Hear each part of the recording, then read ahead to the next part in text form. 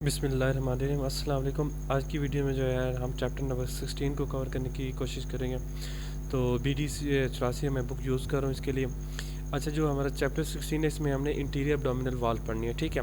अच्छा, इस interior abdominal वाल को आपने जब पढ़ना है ना, तो आपको जो है जो बार बार चीज़ें यूज़ होगी वो आपने याद कर लेनी है कि इंटीरियर एब्डोमिनल वाल का अगर हम बैकअप देखें किस तरह बनी होती है। अगर हम सुपरफिशियल से डीप चलते हैं तो हमारे पे क्या क्या चीज़ें आती हैं। सबसे पहले हमारे पे स्किन आती है, उसके नीचे सुपरफिशियल लेयर होती है फेशिया की, फिर डीप लेयर होती है, फिर एक्सटर्नल ओब्लिक मसल होता है, इंटरनल ओब्लिक मसल होता है, फिर ट्रांसवर्सस एब्डोमिनस मसल होता है, फिर फेशियल जनाब ट्रांसवर्सैलिस होता है, फिर एक्स्ट्रा पेरिटोनियल टिश्यू होता है, और फिर पैराइटल पेरिटोनियम होता है। उसके बाद क्या होता है हमारे पास, क्या आ जाते हैं पैराइटल पेरिटोनियम के बाद आर्गन आ जाते हैं, कोई भी आर्गन वगैरह, ठीक है। ये हम जो है ना इस तरह अगर कोई भी इंसिजन करते हैं तो इस तरह हमें नीचे आना पड़ता है। यही हम चीज़ें जो है ना कट करके आर्गन तक पहुँचते हैं, ठीक है। तो ये चीज़ अगर आपको याद है तो ये चैप्टर आपके लिए बहुत ही जो है ना हलवा बन जाएगा। अच्छा, इस चैप्टर में सबसे जो इंपॉर्टेंट दो क्वेश्चन आ जाते हैं, एक हमारे पास जाते हैं इंगॉर्निक कैनाल आ जाते हैं, एक हमारे पास रेक्टस शीथ आ जाता है। तो मेन हमारा फोकस इन दो क्वेश्चन पे होगा, बाकी MCQs रिलेटेड मैं आपको साथ साथ बताता जाऊँगा, ठीक है। तो अपना टाइम ज़ाया के बगैर हम स्टार्ट करते हैं ये चैप्टर। सबसे पहले जो हमारे इस पेज पर हमारे पास MCQs आ सकते हैं, वो 4 MCQs आ सकते हैं। सबसे पहले हमें पता होना चाहिए कि यहाँ पर जो है कौन से हम प्लेन यूज़ करते हैं और उनका जो है लेवल कौन सा होता है, बाजू का MCQs में पूछ सकते हैं। इंटीरियर एब्डोमिनल वाल में अगर देखते हैं तो हमारे पास ट्रांसपेलोरिक प्लेन होते हैं, सब कोस्टल प्लेन होते हैं, अम्बलाइकस होते हैं और ट्रांस ट्यूबरकल प्लेन होते हैं। अच्छा, ये प्लेन जो है ना हमारे किसी भी स्ट्रक्चर के रिलेटेड उनके रिलेटेड ये नेम होते हैं। जैसे ट्रांसपेलोरिक प्लेन है तो वो जो होते हैं पाइलोरस जो होते हैं स्टमक का वहाँ से गुजर रहे होते हैं, ठीक है। इसी तरह सब कोस्टल प्लेन होते हैं, जैसे हमारे वर्टिब्रा देखो यहाँ पे ख़त्म हो रही हैं, तो सॉरी वर्टिब्रा नहीं, रिब्स, जहाँ पे रिब्स ख़त्म हो रही थी तो सब कोस्टल मतलब कोस्टल रीजन से नीचे एक लाइन होती है, उसको हम कहते हैं सब कोस्टल प्लेन होता है। इसी तरह जहाँ पे अम्बलाइकस होती है उसको अम्बलाइकस का लेवल कहते हैं। ट्रांस ट्यूबरकल में हम क्या कहते हैं, जो हमारे पास ये हमारे पास क्या होते हैं, ये हमारे पास एलिक बोन होती है, उसके जो होते हैं ये ट्यूबरकल मौजूद होता है, ठीक है। उस ट्यूबरकल पे जो होते हैं ना हम एक लाइन खींचते हैं दोनों एलिक बोन पे, तो हम उसे कहते हैं ट्रांस ट्यूबरकल जो होती है ना लाइन, ट्रांसफर की लाइन होती है। तो ये हम प्लेन हमें पता होना चाहिए कि इसका लेवल क्या होता है। ट्रांस पेलोरिक प्लेन हमारे पास L1 लेवल पे होता है। इधर सब कोस्टल L3 लेवल पर। एम्प्लाइकस का MCQ बहुत ज़्यादा पूछा जाता है, तो एम्प्लाइकस का लेवल कौन सा होता है, तो वो हमारे पास L3 का लोअर बॉर्डर होता है। इसी तरह ट्रांस ट्यूबरकल प्लेन की बात करें तो L5 पे होता है, ठीक है। ये तो हो गया हमारे MCQ। बाकी इस पेज को आप बिल्कुल छोड़ सकते हैं, कोई मसला नहीं है, इसको आप बेशक ना करें। ये जो 5 पॉइंट है ये याद कर लें। अच्छा, इस पूरे जो है ना पेज में वो पुरानी बातें लिखी हैं तो इस पेज को आप जो है स्किप कर सकते हैं। इसी तरह ये जो हमारे पास नेक्स्ट पेज आ सकता है इसको भी आप स्किप कर दें, इसमें कोई इंपॉर्टेंट इतनी बात नहीं लिखी हुई। अब आ जाते हैं हमारा जो नेक्स्ट पेज है, ये बहुत इंपॉर्टेंट है। यहाँ पे ये क्लिनिकल बहुत ज़्यादा MCQs में सॉरी SCQs में पूछा जाता है, यूनिवर्सिटी क्वेश्चन काफ़ी दफ़ा आ चुका है कि हमारे पास अब नेक्स्ट चैप्टर में देखोगे, अभी चूंकि हमारा स्टार्टिंग चैप्टर है तो ये हमारा यहाँ पे टॉपिक वैसे होना नहीं चाहिए। तो ये हमारा जो टॉपिक है इसका नाम है कैपिट मेड्यूजी। कैपिट मेड्यूजी क्या थी, वो एक मलका थी जिसके सर पे सांप को गुच्छा था, उसका अगर मुंह देखें तो इस तरह वो उसके यहाँ से सांप निकल रहे थे उसके सर से। इस तरह की वो एक मलका थी जिसे हम वो उसे मेड्यूजा कहते थे, वो सांपों की रानी थी। तो उसी के नेम पे क्या बना, इसका नाम बना है कैपिट मेड्यूजी। ये असल में टॉपिक है हमारा पोर्टल हाइपरटेंशन। जब लिवर का टॉपिक पढ़ेंगे तो वहाँ पे आपको डीपली बताऊंगा इसके बारे में। ये होता क्या है कि जो हमारा होता है, हमारी जो बॉडी होती है उसमें दो तरह का ब्लड सप्लाई होती है, एक सिस्टेमिक सर्कुलेशन होता है, एक पोर्टल सर्कुलेशन होता है। अब इसको समझने के लिए हम ऐसे कर सकते हैं कि ये हमारे पास है हार्ट, ठीक है। आपको सिंपल से बताता हूँ, यहाँ ये जनाब यहाँ से ब्लड लेक, यहाँ आर्टीरियल सिस्टम जो है ब्लड लेके आता है, यहाँ पे टिश्यू पे एक्सचेंज होता है, ये यहाँ से वापस लेके आ जाता है ये वेनस सिस्टम, ठीक है। ये वेनस है, ये आर्टीरियल सिस्टम। ये तो हमारे पास हो गया सिस्टेमिक सर्कुलेशन। अब पोर्टल सर्कुलेशन क्या है, पोर्टल सर्कुलेशन क्या कहते हैं, हमारे पास जो GIT होती है ना, हमारी GIT, ठीक है। GIT को जो है आर्टीरियल सप्लाई आती है, ठीक है। यहाँ से ये क्या करते हैं वेनस सप्लाई होती है, फिर यहाँ से जो है ना ब्लड ड्रेन करके जो है ना वेन को दे रही होती है। ये GIT में क्या हो रहा था जनाब कि यहाँ पे हमारे पास असल पोर्टल सिस्टम के नॉर्मली तो ये था कि आर्टरी आई, यहाँ पे कैपरी सिस्टम बना, वहाँ से वेन बन गई, ये हमारा होता है नॉर्मल सिस्टमिक सर्कुलेशन। पोर्टल जो सिस्टम होता है उसमें क्या होता है, RTI, वहाँ पे हमारे पास एक वेनस कैपरी नेटवर्क होगा, वहाँ से दोबारा एक एफरेंट जो होगी आर्टियोल आएगी या एफरेंट कोई भी हम कहेंगे डक्ट आएगी, वो एक सेकंड कैपरी नेटवर्क बना के फिर जो होगी वहाँ से एक वेन निकल रही होती है। तो एक दो जो होते हैं कैपरी नेटवर्क मौजूद होते हैं पोर्टल सिस्टम में, और इनको जो आपस में मिला रही होती है वो पोर्टल वेजल होती है, ठीक है। ये तो होगी पोर्टल सिस्टम। इसी तरह हमारे पास जो हेपेटिक पोर्टल सिस्टम है उसमें क्या होता है कि जो जीआईटी का जितना एब्जॉर्प्शन होती है जीआईटी का ब्लड वो डायरेक्ट वेन में नहीं लेके जाता, वहाँ पे यहाँ पे जनाब होता है लिवर मौजूद होता है। तो ये सारा ब्लड जो एक यहाँ से कैपरी सिस्टम अब्जॉर्ब करते हैं, यहाँ से जीआईटी के जितना मटेरियल वो ब्लड अब्जॉर्ब करके वो ले उससे तो लेके जाना चाहिए वेन के जरिए ब्लड में हार्ट में लेके जाना चाहिए, लेकिन नॉर्मली ऐसा नहीं होता। यहाँ पे क्या होता है, ये जो कैपरी सिस्टम होता है यहाँ से वो हम खुराक वगैरह में इंटेस्टाइन में जो भी चीज़ अब्जॉर्ब होती है वो अब्जॉर्ब होकर बजाय वेन के जरिए हार्ट में जाने के वो लिवर के पास जाते हैं। लिवर में दोबारा एक कैपरी सिस्टम होता है, और ये जनाब आगे जो है ना हार्ट की जो वेन मतलब वेन जो होती है वेन हमारे पास जो होती है क्या कहते हैं सुपीरियर मेजेंटेरिक और इन्फीरियर मेजेंटेरिक के वेन के ज़रिए, यहाँ इन्फीरियर मेजेंटेरिक वैसे होती है वेन, ठीक है, उसके ज़रिए ये क्या लेके जाता है यहाँ पे दिल की तरफ लेके जाता है, ठीक है। तो ये मतलब यहाँ पे टू सिस्टम होते हैं, ये हेल्प करता है कि जो न्यूट्रिएंट एब्जॉर्ब हो रहे हैं उनको लेकर लिवर तक पहुँचाए, और लिवर से फिर आगे जो है हमारे पास हार्ट में और सिस्टमिक सर्कुलेशन का पार्ट बन जाए, ठीक है। अब होता क्या है कि जब भी लिवर में कोई मसला होगा तो ये पीछे जो है ब्लड की पूलिंग शुरू हो जाती है। अब जब ब्लड की पूलिंग शुरू हो जाती है तो जितने भी ये पोर्टल वेन्स है ना यहाँ पे ब्लड प्रेशर बढ़ जाता है। तो होता क्या है पोर्टल सिस्टम, हम डीपली वहाँ पे पढ़ेंगे, मैं आपको मोटा मोटा बताया। पोर्टल सिस्टम जब लिवर में कोई भी डिजीज़ हुई है, लिवर सिरोसिस हो गया, हेपेटाइटिस हो गया कोई भी, तो वो पोर्टल ब्लड प्रेशर बढ़ जाता है। तो जहाँ जब पोर्टल वेनस सिस्टम पूरा मौजूद होगा वहाँ पे ब्लड का प्रेशर बढ़ जाएगा। तो पोर्टल जो है ना मेनली तो 6-7 जगह पे मौजूद होते हैं, लेकिन सबसे जो इंपॉर्टेंट 3 जगह हैं उनमें हमारे पास क्या आ जाता है, एक हमारे पास एसोफेगस का लोअर एंड आ जाते हैं, ठीक है, उसके बाद अम्बलाइकस आ जाता है, और एंड में हमारे पास रेक्टम आ जाती है। ये 3 जगह है जहाँ पे सबसे ज़्यादा इंपॉर्टेंट जगह है पोर्टो सिस्टेमिक जंक्शन की। तो ये जो जंक्शन है ये फूल जाता है, यहाँ पे जो होते हैं वेजल्स जो होती हैं डायलेट हो जाती हैं, ठीक है। अब ये जब डायलेट होती हैं, अगर हम अम्बलाइकस की बात करें तो इस तरह की हमें जो है ना वहाँ पे शेप नज़र आएगी जिसको कहते हैं कैपिट मेडूजी। इसको क्या कहते हैं कि the portal hypertension the anastomoses open up to form the dilated vein which are radiating outward from the umbilicus, इसे हम क्या कहते हैं कैपिट मेडूजी कहते हैं, ठीक है। अच्छा, फिर हमारे पास ये जो क्लिनिकल है ये असल में तो एम्ब्रियो को क्लिनिक है, इसलिए मैं यहाँ पे इसको स्किप कर रहा हूँ, ये इतना इंपॉर्टेंट भी नहीं है। ये जो है हमारा एम्ब्रियो में हम इसको डिटेल में पढ़ेंगे। अच्छा, फिर हमारे पास आ जाते हैं यहाँ पे 2 MCQs आ सकते हैं हमारे पास पेज में। इस पेज में MCQs कौन से आ सकते हैं, आप देखो जो सुपरफिशियल फेशिया होता है ना, जो मैंने आपको पहले लेयर बताई, स्किन होती है, सुपरफिशियल फेशिया होती है, फिर अक्सर ओब्लिक मसल होते हैं, इंटरनल ओब्लिक होता है, ट्रांसवर्स एब्डोमिनल मसल होते हैं, वो सारी जो आपको लेयर में पहले दिखा दी थी, उसमें जो अगर हम सुपरफिशियल लेयर को उठाते हैं ना, ये मज़ीद 2 लेयर की बनी होती है, ठीक है। एक हमारे पास होते हैं फैटी लेयर होती है, दूसरी हमारे पास होती है मेम्ब्रेनस लेयर होती है। तो यहाँ पे MCQs आ सकता है कि कैम्पर्स फेशिया क्या होता है। असल में ये सुपरफिशियल की जो फैटी लेयर है उसको हम कैम्पर फेशिया कहते हैं, और जो हमारी मेम्ब्रेनस लेयर है उसको हम स्कार्पस फेशिया कहते हैं। MCQs आ सकते हैं, तो आपने ये MCQs याद रखने हैं, ठीक है। अब एक और MCQs आ जाते हैं जनाब की जो होती है फैटी लेयर होती है ना, ये पीनस में जब हम उसको पहुँचते हैं तो ये हमारे पास क्या हो जाती है, ये रिप्लेस हो जाती है टार्टोज मसल के साथ, ठीक है। ये आपने याद रखना है कि in penis it is devoid of fat and it is replaced by the dartos muscle, ठीक है।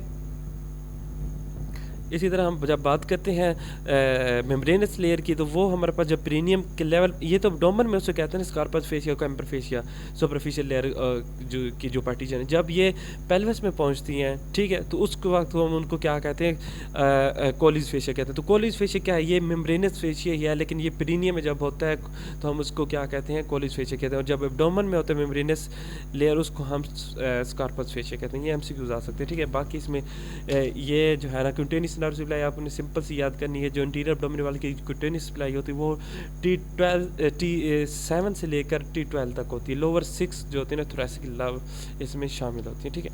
ये आपने याद कर लेना। इसके अलावा L1 की भी सप्लाई होती है मौजूद, ठीक है। T7 से T12 और L1 भी यहाँ पे मौजूद होता है, सप्लाई कर रहा होता है इस रीजन को। ये नर्व सप्लाई होगी। अब क्यूटेनियस आर्टीरियल सप्लाई की बात करें तो हमारे पास जो होती है ना, यहाँ से आपने याद कर लेना है कि जो होते हैं ना क्यूटेनियस आर्टीरियल सप्लाई की बात करें तो इंटीरियर पार्ट जो होता है वो सप्लाई बाई होता है superior and inferior epigastric artery. तो क्यूटेनियस आर्टरी जो इंटीरियर एब्डोमिनल वाल के इंटीरियर पार्ट को सप्लाई करता है वो superior and inferior epigastric artery होती है। जो लेटरल साइड को सप्लाई कर रही थी वो लोअर इंटरकोस्टल जो आर्टरीज होती है उस रीजन की वही उधर सप्लाई कर रही होती हैं, और जो सुपरफिशियल इंटीरियर एब्डोमिनल वाल के सुपरफिशियल आर्टरी सप्लाई होती है वो हमारे पास क्या होती हैं, जितनी भी हमारे पास जो होती है ना फेमोरल आर्टरी उसकी सुपरफिशियल ब्रांचेज हमने फर्स्ट ईयर में पढ़ी थी कि 3 होती हैं, superficial epigastric artery, superficial external pudendal artery, superficial circumferential artery. ये 3 जो होती है ना हमारे पास सुपरफिशियल लेयर को सप्लाई करती हैं, ठीक है। ये वैसे इतने इंपॉर्टेंट नहीं है, आपको बस एक दफ़ा रीड आउट कर लेने बाजू के नाम स्कीज में पूछ लेते हैं, ठीक है। वो जो नर्व सप्लाई थी ना वो इंपॉर्टेंट है, ठीक है। अच्छा, फिर इसके साथ जो क्यूटेनियस वेन है बहुत इंपॉर्टेंट है, ये आपने लाजमी करना है। इसके लिए आप इस पेज को छोड़ दें, ये आपने यहाँ से कर लेना है। ये क्या है, कैसे याद कर लेना है, एक स्केच वाइज आपने याद करने का। सुपीरियर वेन है क्या होगा, जब भी ब्लॉकेज होगा तो ब्लड फ्लो बैक होगा डिसेंडिंग ऑर्डर में, कैसे होगा। अच्छा, यहाँ आपको मैं थोड़ा सा समझा देता हूँ।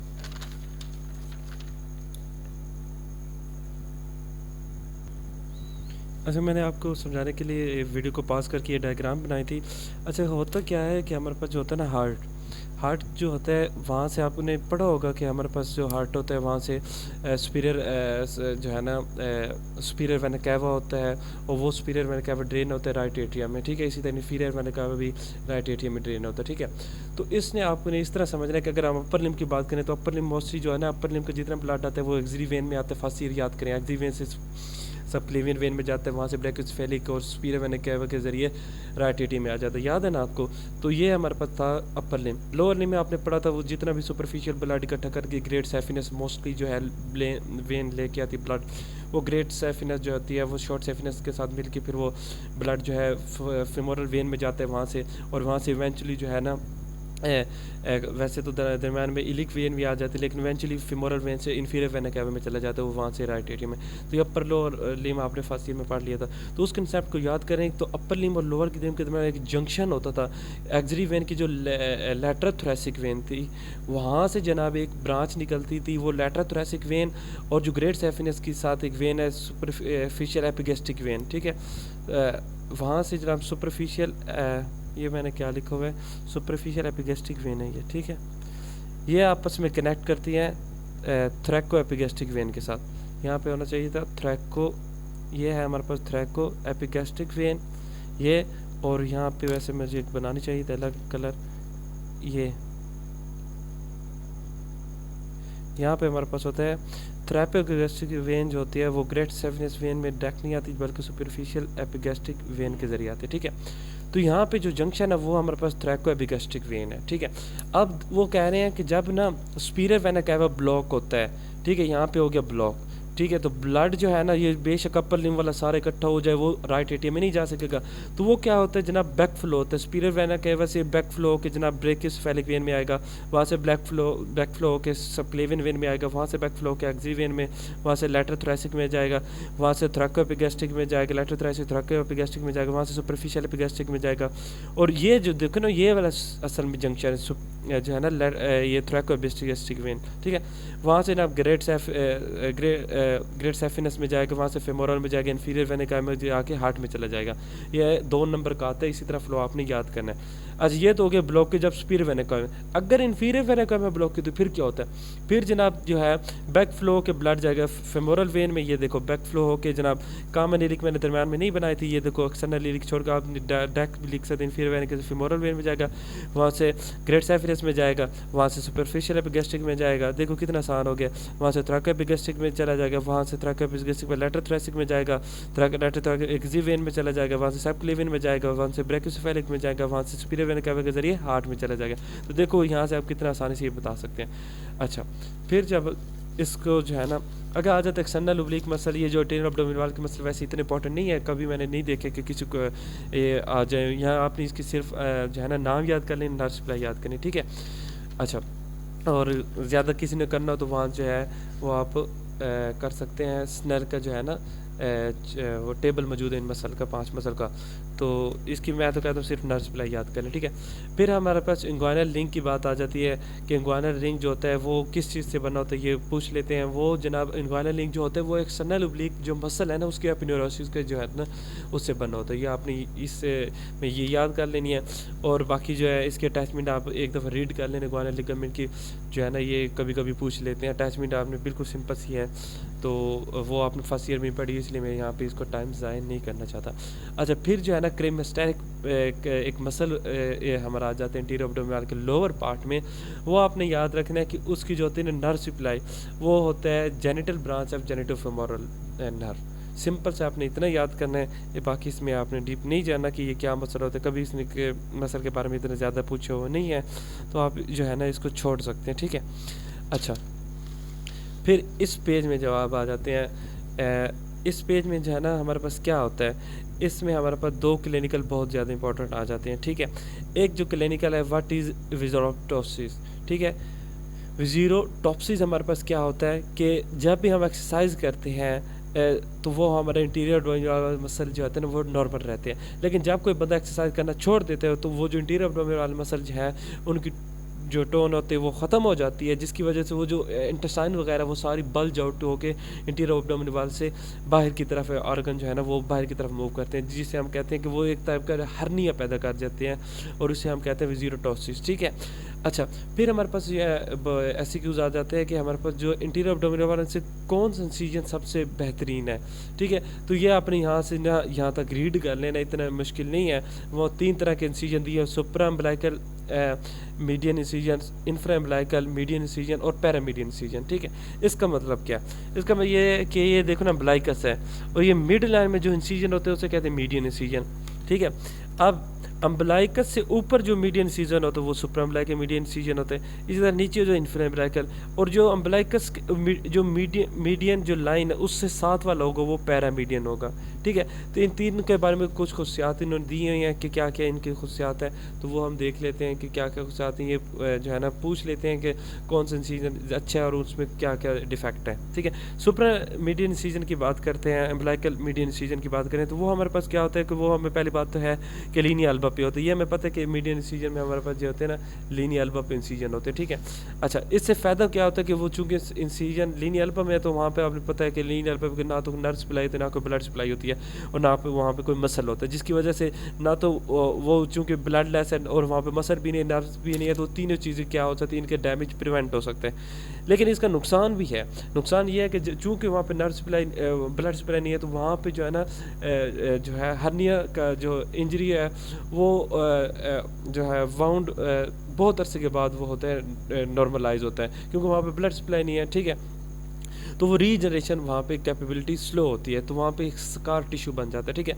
अगर इंफ्रा अम्बिलिकल हर्निया की बात करते हैं वो हमारे पास सेफ़ होता है। क्यों सेफ़ होता है, क्योंकि वहाँ पे होते हैं वहाँ पे रेक्टस मसल जो होते हैं इस रीजन में वो बहुत ज़्यादा आपस में क्लोज पाए जाते हैं, जिसकी वजह से हम कहते हैं कि क्लोज अप्रोक्सीमेशन ऑफ रेक्टा ही होती है जो कि प्रिवेंट करती है वेंट्रल हर्निएशन को। देखो यहाँ पे मसल मौजूद होते हैं तो वेंट्रल हर्निया का जो है ना प्रोडक्शन की जो है चांसेस बहुत कम है, ठीक है। अब ये तो हो गया इंफ्रा अम्बिलिकल हर्निएशन।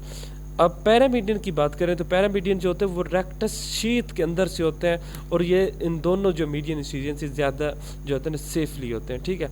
यहाँ तक आपने ये याद करने ने क्या क्या बातें हो रही हैं, ठीक है।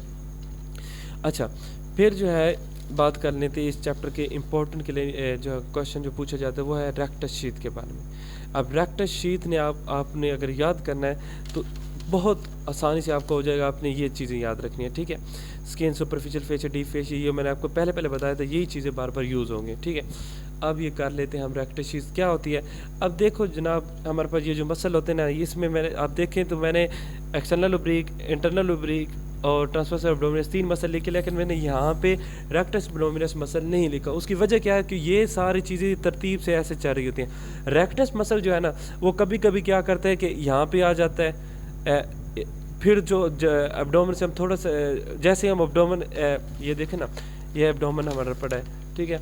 जैसे जैसे हम नीचे चलते आते हैं ना, तो उसकी पोजीशन चेंज होती जाती है। पहले वो उसकी पोजीशन ये इस जगह पे पाया जाता है कि उसके सामने जो होते हैं एक्सटर्नल ओब्लिक होते हैं और ये सारी चीज़ें उसके पीछे पाई जाती हैं। लेकिन जैसे हम थोड़ा सा नीचे आते हैं, इस रीजन में आते हैं, तो जनाब उसकी डायरेक्शन चेंज होती है। वो एक्सटर्नल ओब्लिक मसल के बजाय अब यहाँ पे आ जाता है, इंटरनल ओब्लिक मसल में आ जाता है, उसके नीचे आ जाता है। तो जैसे जैसे हम मतलब एब्डोमेन में नीचे आ जाते हैं, तो उसकी पोजीशन चेंज होती है। इसकी वजह क्या है? देखो, अगर हम मैं एब्डोमेन यहाँ ऐसे ड्रा करूँ, तो वो ये मसल जो होते हैं ना, ये एक तरतीब वाइज पड़े होते हैं। स्किन से हम नीचे मूव करते हैं, ऐसे ऐसे पड़े होते हैं। लेकिन जो रेक्टस मसल होते हैं ना, वो हम 6 पैक मसल होते हैं। वो क्या होते हैं? वो पार्टीशन में होते हैं। एक मसल यहाँ पे पड़ा है, उसका पार्ट दूसरा यहाँ पे पड़ा है, तीसरा यहाँ पे पड़ा है, इसी तरह यहाँ पे पड़ा है, जिसकी वजह से वो क्या होते हैं, वो 3 जगह पे डिफरेंट पोजीशन में पाए जाते हैं। ठीक है, अब वो डिफरेंट पोजीशन कौन सी है? यहाँ पे देखो, पहली position above the coastal margin जो होते हैं, पहला पैक पाया जाता है। दूसरा जो हमारा 6 पैक का जो पैक पाया जाता है, वो हमारे पास जो होता है between the coastal margin and arcuate line, और जो तीसरा होता है वो आर्क्यूएट लाइन से नीचे पाया जाता है। तो ये हमारे पास 3 पोजीशन है। पहली पोजीशन जो हम करते हैं वो कोस्टल मार्जिन से ऊपर होती है, तीसरी जो होती है वो आर्क्यूएट लाइन से नीचे होती है, और दो दरमियान वाली होती है, इन दोनों के दरमियान में पाई जाती है रेक्टाई मसल की। अब इस रेक्टाई मसल को जो शीथ कवर करती है उसे रेक्टस शीथ कहते हैं। सिंपल सी बात है। तो हमने देखना है कि रेक्टस शीथ के रिलेशन कौन से हैं। इस डायग्राम में आपने देख लेना है, ये भी आपने साथ साथ इसको चलाना है। पहले हम देख लेते हैं जो यहाँ पे पाया जाता है चूँकि मसल, ठीक है, तो वो उसके जो इंटीरियर रिलेशन में आप सारे लिख देंगे। स्किन होते हैं, सुपरफिशियल फेशियल होते हैं, डी फेशियल होते हैं, और एक्सटर्नल ओब्लिक मसल होते हैं। ठीक है, और जो पोस्टीरियर रिलेशन में सिर्फ 5th 6th और 7th जो है रिब्स पाई जाती हैं। ये देखो रेक्टस मसल है, तो इस इंटीरियर रिलेशन में एक्सटर्नल ओब्लिक होते हैं, और पीछे जो होते हैं सिर्फ 5 6 7 रिब्स पाई जाती हैं। अब जो होते हैं हम बात करते हैं, जैसे हम इस लेवल पे देख, ये तो अभी हम यहाँ पे देख रहे थे। अब जो हम सेकंड लेवल पे देखते हैं, जो कि हमारे पास कोस्टल मार्जिन से नीचे, अम्बलाइकल और आर्क्यूट लाइन से ऊपर जो होते हैं मार्जिन, उसमें क्या होता है कि ये जो होता है ना हमारे पास एक्सटर्नल ओब्लिक, तो ऐसे इंटीरियरली रहता है, ये हमेशा इंटीरियर रहेगा। ठीक है, जो इंटरनल ओब्लिक है ना, उसका एक पार्ट इंटीरियरली चला जाता है और एक पार्ट उसका पोस्टीरियरली चला जाता है। इसके 2 होते हैं मुंह, एक इसका जो है लेयर आगे चली जाती है, एक पीछे चली जाती है। और इसी तरह आपने इस तरह करना है कि ये जो है ना यहाँ पे चूंकि पड़ा है, तो इसके इंटीरियर रिलेशन में सारी चीज़ें आएंगे। Superficial facial, deep facial, external oblique muscle, internal oblique, और पीछे क्या है ट्रांसवर्स एब्डोमिनस और ट्रांसवर्सैलिस वगैरह आ जाएंगे। तो यहाँ पे आप देखें कि इसके पीछे क्या आ रहा है, ये हमारे पास फेशियल ट्रांसवर्सैलिस आ रहा है, और ये जो हमारे पास है ट्रांसवर्स एब्डोमिनस, इसके पोस्टीरियर रिलेशन में आ रहा है। ठीक है, अब लास्ट में देखते हैं कि आर्कुलर लाइन के नीचे जनाब ये सारी चीज़ें जो इसके पीछे पड़ी थी, ये अब सारी मूव करके ऐसे ऊपर आ जाती हैं। तो एक्सटर्नल ओब्लिक भी ऊपर आ गया इंटीरियर रिलेशन में, इंटरनल ओब्लिक भी इंटीरियर आ गया, और ट्रांसवर्स एब्डोमिनस भी इंटीरियर रिलेशन में चला गया। लेकिन सिर्फ जो ट्रांसवर्सैलिस फेशियल, तो सिर्फ वही जो है ना वो पीछे रहते हैं आर्कुलर लाइन के लेवल पे। ठीक है, तो ये हमारा था रेक्टस शीथ और इसके रिलेशन, ये आपने इस डायग्राम से समझने हैं। और इसमें अगर आपको समझ नहीं आ रही क्योंकि पूरे चैप्टर की, तो इसमें अलग वीडियो भी आपको बता दूंगा। तो यहाँ पे जो हमारे पे ज़्यादा ये चैप्टर ख़त्म हो रहा है। अगर वीडियो आपको अच्छी लगी तो इस चैनल को लाइक और सब्सक्राइब कर दें। Thank you.